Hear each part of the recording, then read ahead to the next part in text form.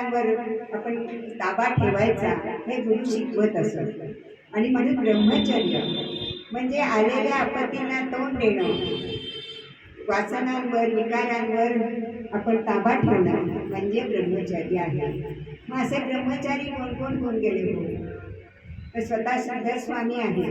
ज्यावेळी ते गडावर गेले तेव्हा त्यांनी सांगितलं की मी आजन्म हे ब्रह्मचर्य पाळलं, मी मठाधिपती होणार नाही, मी स्त्रियांना आणि पुरुषांना समान बोध करेन, आणि दुसरी गोष्ट म्हणजे परस्त्री माते समान मानेन, द्रव्याला शिवणार नाही, कोणी दिलंच तर परोपकारासाठी ते द्रव्य मानेन, अशा पत्र त्यांचं तिथे लिहिलेलं आहे.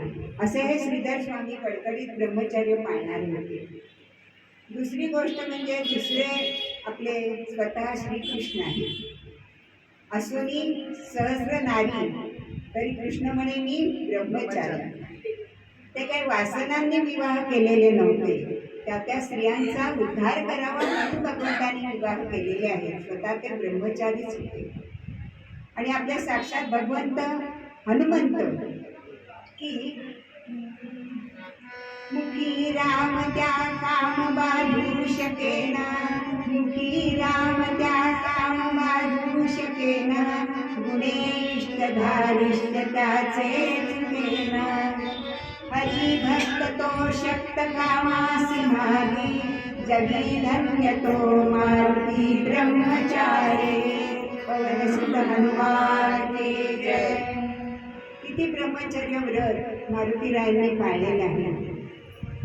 त्याच्यानंतर शंकराचार्य स्वतः आणि त्यांनी सुद्धा हे ब्रह्मचर्य पाळलेले आहे. आपले आळंदीचे जोग महाराज यांनी पाळलेले आहेत. जोग महाराजांचा अंतकाळ जवळ आला होता आणि मामा दांडेकर हे त्यांचे शिष्य आहेत. तर त्यांना असं वाटलं आपली ही मुलं पुढे कोण सांभाळणार. तेव्हा मामांनी चटकन निर्णय घेतला, मी विवाह करणार, मी आजन्म ब्रह्मचर्य व्रत पाळणार. असे कडकडीत ब्रह्मचर्य व्रत पाळणारी ही मंडळी होती. आजच्या काळात सुद्धा ब्रह्मचर्य पाळणारी अनेक लोक आहेत. असं हे ब्रह्मचर्य व्रत आहे. आणि ब्रह्मचर्याचा जो ओती व पुतळा असं म्हटलेलं आहे. आता पुतळे पोकळ असतात, भरीव असतात, आपल्याला माहिती आहे. हा भरीव पुतळा आहे की त्याच्यामध्ये जो रस ओतला तो कडा मेरेनिशी हा भरलेला असतो. तसा हा चित्त चैतन्याचा रस यांच्या या पुतळ्यामध्ये हा भरलेला आहे. म्हणून ब्रह्मचर्याचा जो पोती व पुतळा आणि संपूर्ण चित्तकला अशी रुसावली. संपूर्ण चित्तकला म्हणजे काय, तर चित्त चैतन्याची ही कला आहे आणि ती ह्याच्यामध्ये पूर्णपणे विसावलेली आहे असं पहिल्या कडव्यामध्ये आपल्याला श्रीधर स्वामी सांगतात. त्याच्या पुढच्या कडव्यामध्ये आपल्याला श्रीधर स्वामी सांगतायत, जीवंत अमोघ तेजस्वी वाणी में, जीवन हे जाने दिलने राष्ट्रा. आता जिवंत आणि अमोघ वाणी म्हणजे काय, मेल्यानंतर सुद्धा ती वाणी आहे असा त्याचा अर्थ आहे का. तर जिवंत अमोघ तेजस्वी वाणी म्हणजे एका सुभाषितामध्ये असं सांगितलंय, सद्दिस्तुलीलया प्रोक्तम शिले लिखितमक्षरम, असद्भिः शपथे प्रोक्तम जले लिखितमक्षरम. भगवान गोपाल कृष्ण महाराज की जय. अहो, आपण शपथेवर सुद्धा खरं बोललं तरी ते कसं असतं, पाण्यावर लिहिलेल्या अक्षरांसारखं. पाण्याचा तरंग वरती आला, लाट आली की आपली अक्षरं पुसली जातात. पण हे साधू संत असतात, त्यांची अक्षरं कशी असतात, तर शिला लेखाप्रमाणे असतात. आज आपण अभंग निरूपणाला का घेतो, आपल्या कविता घेतो का? अहो, खरंच ती अमोघ जिवंत वाणी आहे, त्रिकालाबाधित सत्य आहे आणि म्हणूनच त्याचं निरूपण प्रत्येक हरी कथा करणारा मनुष्य घेत असतो. मग अशी ही अमोघ वाणी. आता वाणी म्हटलं की त्याच्यामध्ये शब्द आलेच. मग हे शब्द खरं म्हणजे आपल्याला ही वाणी दिली आहे भगवंतानी, त्याचा आपण काय उपयोग करतो हे आपलं आपणच स्वतः समजून घ्यायला पाहिजे. कारण भगवंताचं नामस्मरण करणं हा खरा वाणीचा सदुपयोग आहे. पण आपण मात्र शब्द हे वायफळ बडबडण्यामध्ये आपली वाणी वाया घालवत असतो. म्हणून एका ओवीमध्ये असं म्हटलंय, शब्द हेच कातर शब्द सुई दोरा, देता वेद शब्द शास्त्राधारे, बोलावे नेमके खमंग खमके, ठेवावे भान देश पात्र कालाचे. शब्द हेच कातर सांगितलंय. आता डोळ्यापुढे शिंपी आणावं. शिंपी कापड कापतो कात्रीने, तेव्हा काय होतं, कापडाचे 2 तुकडे होतात. पण शब्द सुई दोरा हे पुढचे शब्द आहेत. सुई दोरा हा सुई ही शिंपताना त्याला टोचते, पण सुई काय काम करते, 2 कापडांना जोडते. तसे आपले शब्द असायला पाहिजेत. आपण माणसं आपल्या वाणीने तोडता कामा नये, तर ती जोडून ठेवता आली पाहिजे. म्हणजे आमच्या समितीच्या वंदनीय ताई सांगायच्या की मुखामध्ये साखर असायला पाहिजे, पण म्हणून काय उगाच स्तुती पण करायची नाहीये बरं का. म्हणून ठेवावे भान देश काल पात्राचे. म्हणून असं आपलं बोलणं असावं की नेमकं असावं. आपण समोरचा माणूस आपल्याला काही सांगायला लागला की ह्याला नक्की काय सांगायचं आहे हेच आपल्याला कधी कधी कळत नाही. म्हणून काही ठिकाणी असे पाट्या लिहिलेल्या असतात की आपलं म्हणणं थोडक्यात मांडा. चौकशीच्या इथे फार हा गोंधळ असतो.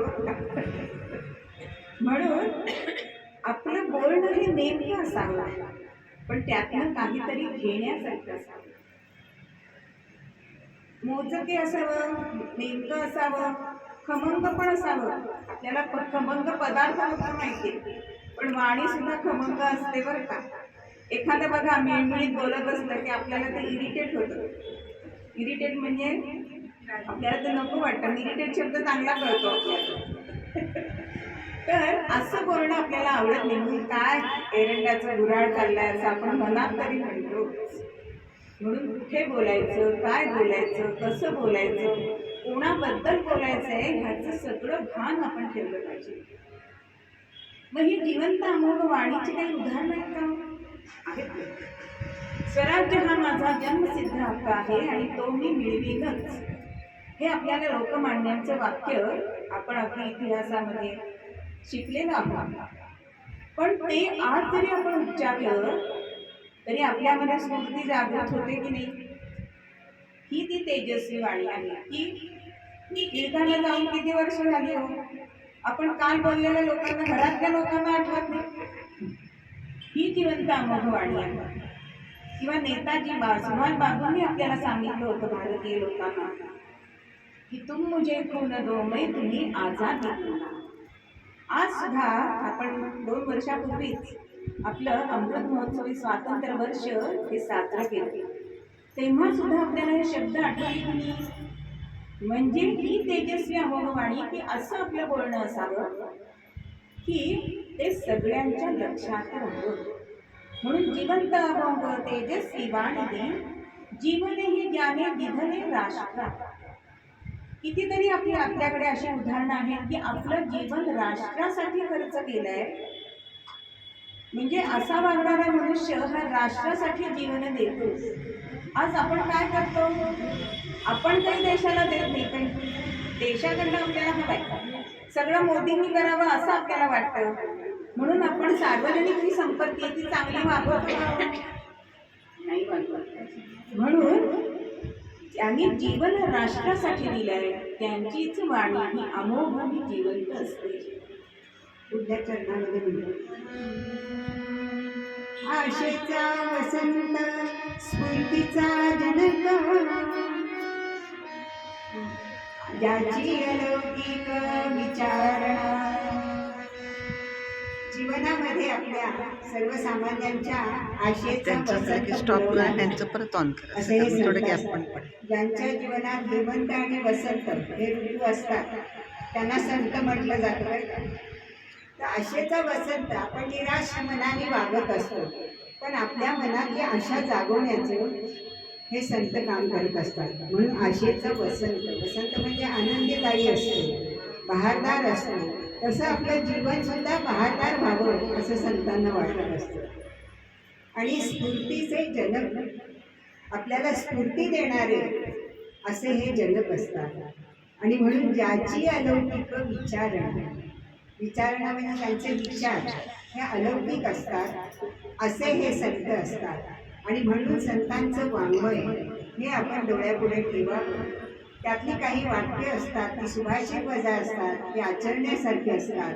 आणि म्हणून त्यांची अलौकिक अशी विचारणा, आपण संतांचे ग्रंथ वाचतो, वाङ्मय वाचतो, त्यांचे जे विचार आपण ऐकतो ते अलौकिक आहे.